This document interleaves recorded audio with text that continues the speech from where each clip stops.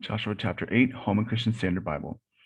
The Lord said to Joshua, "Do not be afraid or encouraged. Take the whole family with you, take the whole military force with you, and attack Ai. Look, I have handed over to you the king of Ai, his people, the city, and land. Treat Ai and its king as you did Jericho and its king. You may plunder its spoil and livestock for yourselves. Set an ambush behind the city." So Joshua and the whole military force set out to attack Ai. Joshua selected 30,000 fighting men and sent them out at night. He commanded them, "Pay attention.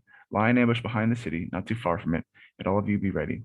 Then I and all the people who are with me will approach the city. When they come out against us, as they did the first time, we will flee from them. They will come after us until we have drawn them away from the city, and for they will say, 'They are fleeing from us as before.' While we are fleeing from them, you are to come out of your ambush and seize the city, for the Lord God has handed it over to you. After taking the city, set it on fire.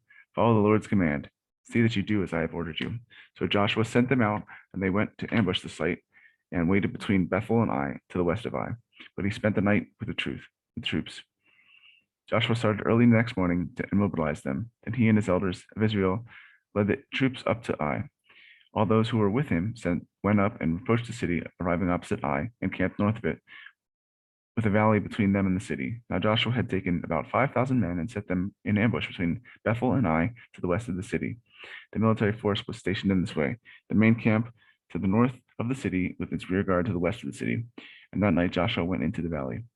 When the king of Ai saw the Israelites, the men of the city hurried out in early morning, so that he and all his people could engage Israel in battle at the suitable place for fighting the Arabah, facing the Arabah. He did not know that ambush was waiting for him beside the city. Joshua and all Israel pretended they were beaten by them and fled toward the wilderness. Then all the troops of Ai were summoned to pursue them, and they pursued Joshua and were drawn away from the city. Not a man was left in Ai or Bethel who did not go out after Israel, leaving the city exposed while they pursued Israel. Then the Lord said to Joshua, "Hold out your sword in your hand toward Ai, for I will hand the city over to you." So Joshua held out his sword toward it. When he held out his hand, the men in ambush rose quickly from their position. They ran, entered the city, captured it, and immediately set it on fire.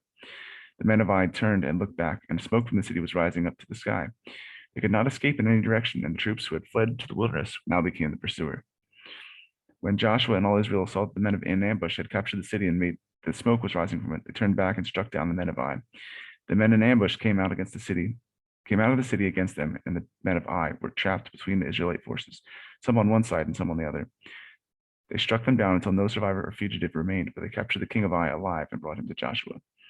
When Israel had finished killing everyone living in Ai who had pursued them into the open country, and when every last one of them had fallen by the sword, all Israel returned to Ai and struck it down with the sword. The total of those who fell that day, both men and women, was 12,000, all the people of Ai. Joshua did not draw back his hand that was holding the sword until all the inhabitants of Ai were completely destroyed. Israel plundered only the cattle and spoil of that city for themselves, according to the Lord's command that he had given Joshua. Joshua burned Ai and left it a permanent ruin, desolate to this day. He hung the body of the king of Ai on a tree until evening, and at sunset Joshua commanded that they take down the body from the tree.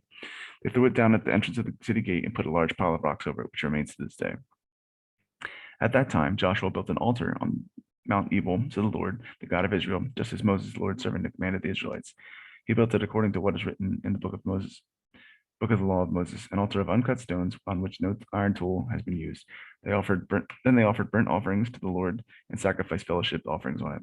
There on the stones, Joshua copied the law of Moses, which he had written in the presence of the Israelites. All Israel, foreigner and citizen alike, with their elders, officers, and judges, stood on either side of the ark of the Lord's covenant, facing the Levitical priests who carried it. As Moses, the Lord's servant, had commanded earlier, half of them were in front of Mount Gerizim, and half in front of Mount Ebal to bless the people of Israel. Afterward, Joshua read aloud all the words of the book of law, the blessings as well as the curses, according to all that is written in the book of law. There was not a word of all that Moses had commanded that Joshua did not read before the entire assembly of Israel, including the women, little children, and all the foreigners who were with them.